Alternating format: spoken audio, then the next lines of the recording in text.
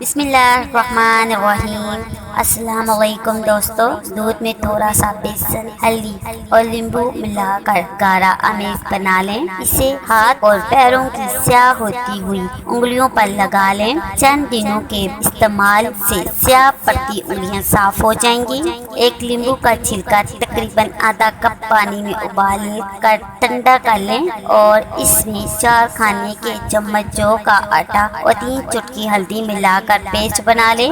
اس paste سے گردن کا اچھی طرح مساج کریں اور پانی سے دھونے کے بعد کسی اچھی موئسچرائزنگ کریم میں 3 قطرے عرق گلاب ملا کر لگا لیں۔ یہ مساج 1 ہفتے پابندی سے روزانہ کریں۔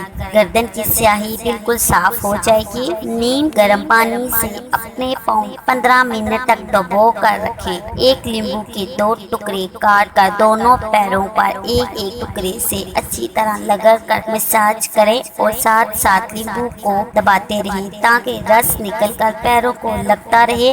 اس کے فوری بعد جو کے آٹے سے پاؤں کا اچھی طرح مساج کریں تاکہ لیمبو کا رس جلد کے اندر تک چلا جائے۔ 5 منٹ بعد پاؤں دھو کر پیٹرولیم جیلی لگا لیں اور سو جائیں۔ صبح اٹھ کر پاؤں کسی اچھے صابن سے دھو لیں۔ 7 دن لگاتار کریں، پاؤں بالکل صاف شفاف ہو جائیں گے۔ انشاءاللہ ویڈیو کو لائک کیجیے اور چینل کو سبسکرائب کیجیے گا۔ اللہ حافظ۔